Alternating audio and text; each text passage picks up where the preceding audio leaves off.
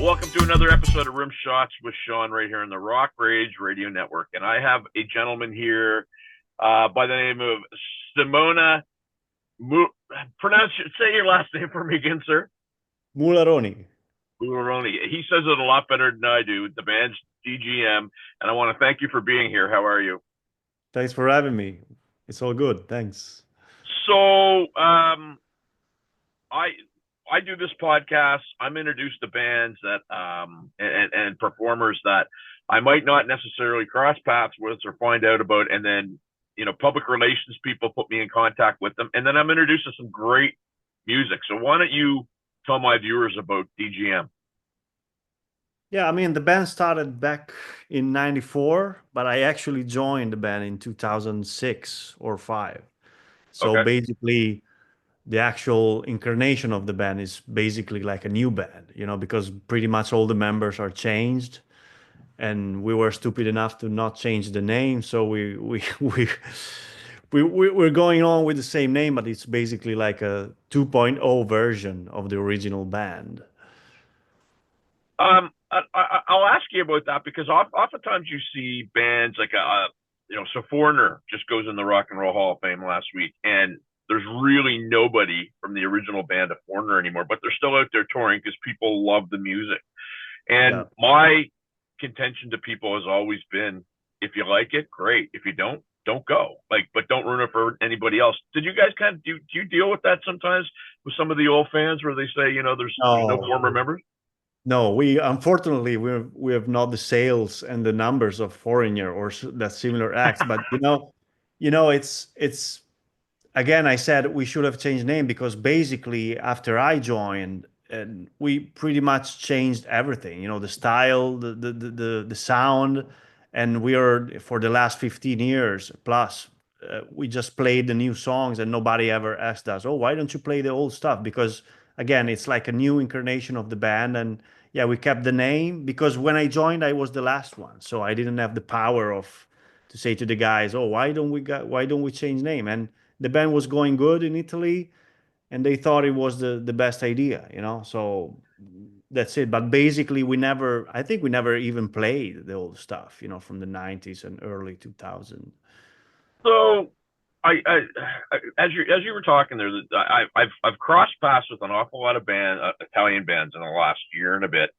I've done press for bands that are on labels such as Frontier, a lot of European bands, those types of things. What do you think it is about those European bands that a lot of them still hold, the sound of maybe the 80s, sometimes 90s, but it's a fresh reboot of that, but they're still very popular. Why do you think that is? Because the musicianship over there is just such top notch.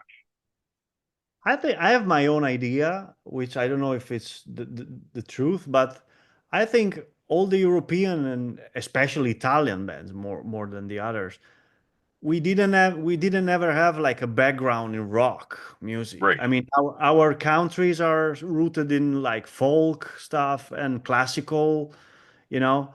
But speaking about rock, I mean, from the classic rock to the hard rock, glam rock, whatever, it's always came from abroad, from US, from I know I remember like the Zeppelin, from the Purple, from British, from UK, and so I think all the bands are always try to emulate the sound of other bands. So I think again, what's missing is the background. When we grow up on the radio, there's never rock, so it's hard to create your own sound from the beginning. It's always a sort of mimicking some other stuff. Maybe that's why they're not like inventing new stuff, if that's what you mean, right? Well, and that statement in itself is very interesting. I'll tell you why, because the part of the world that I live in, and I'm in Halifax, Nova Scotia, Canada, so I'm in the eastern part of Canada. Okay. So if I was to say to you or mention some of the names to you of people that were famous from, like Denny Doherty from the Mamas and the Papas is from Halifax, but nobody knows him from there. Anne Murray, who was a great Canadian singer, is from here. But then April Wine was from here. And Okay. so we have a very um, a very focused background, similar to what you were talking about. And for me, who's a rock musician, April Wine to me was always like, hey, if they got into Halifax as a rock band, it gives you hope. So I that resonates with me, if that makes sense. Okay, okay, okay. And I just find, the musicianship of the folks that I deal with, like I've interviewed a few Italian bands, and I get the material, and it's just like, whoa, like it sounds like you guys. It's almost like it's part of your upbringing or your schooling, where you have to practice 3 hours a day, and you don't get to go out and play soccer or whatever, right? Right. Is that a fair statement? I think so. I mean, I'm in my daily job is to have I have a studio where I record and mix pretty much tons of band, all pretty much all the bands from Italy, like the heavy side. And so I see since 20 years and more, I see musicians every day here recording. And I have to say that musicianship, as you said, it's always, I mean, not always, but pretty much always all top notch, Yeah, like they're all great and great singers. But again, it's hard for I'm talking about Italian, especially Italians. It's yeah, hard yeah. to go out and become that guitar hero. You're always we have astounding musicians, but they struggle to get the credibility and the to have the big name, in the scene. It's always American or English or whatever. I don't know why. I don't know why. I think it's It's a fair statement because especially now, you just never know what people are gonna be drawn to. right. You don't know what musicians, you don't know. Like, I mean, I'll be on social media and I'll see something and I'll go like, that got 550,000 views. Come on, right? But that's just that's what you're dealing with in this day and age. I always say this when I do interviews with bands. So I'll apologize first. I don't like to play the compare game because music's not a comparable and it's not a competition. Everybody does their thing. But obviously, my viewers or listeners that haven't heard of you guys before, if there was a comparable, who would you use as a comparable to draw them in to say, come and listen to my band? What bands would you compare yourself to? I mean, until this last album, it was the name that came up all the time was Symphony X, from US, the prog Mm-hmm. metal scene, Dream Theater, Symphony X. I think with this album is pretty different.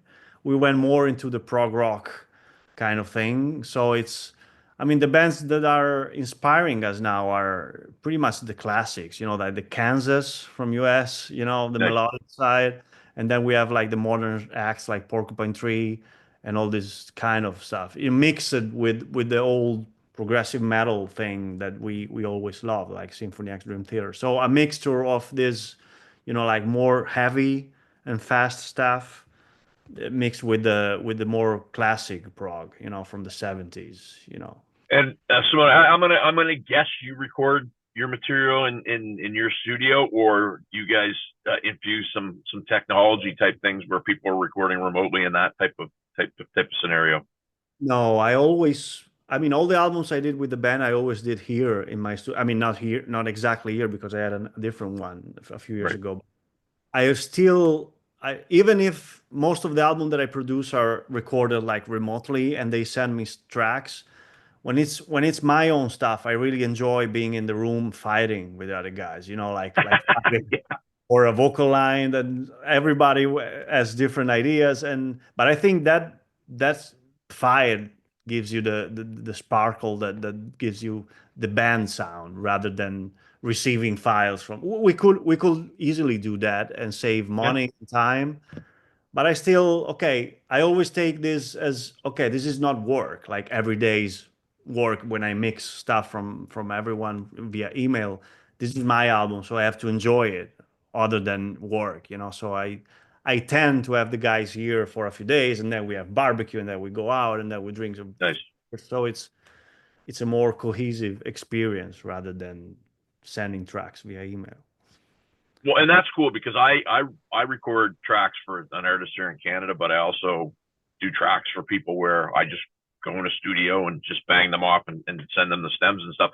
So I get the best of both worlds. But to your point, I do prefer being in a studio with other people because the fights, the high fives, all kinds of stuff like that is very very good. So I love what you're saying there. last question, sir, because we try to keep these short so that we keep people's imagination and attention span on the money and get views and likes and shares. How can my viewers find out more about you guys? Find a what? Sorry, I lost you for a second. Find out more about your band. Oh, maybe Instagram is the more active social media that we have, and Facebook, of course. Instagram DGM Prague is the name, and YouTube, of course, with all the video clips and the DVDs that we shot back then in US and Italy. So there's everywhere if you search for DGM Prague, basically, the band comes up.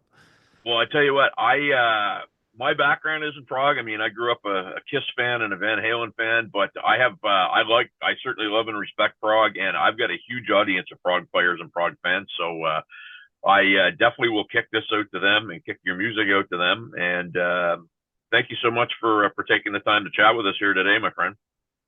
Thank you. Thanks for having me. Thanks for having me. We're back on Rock Rage Radio after this. Cool.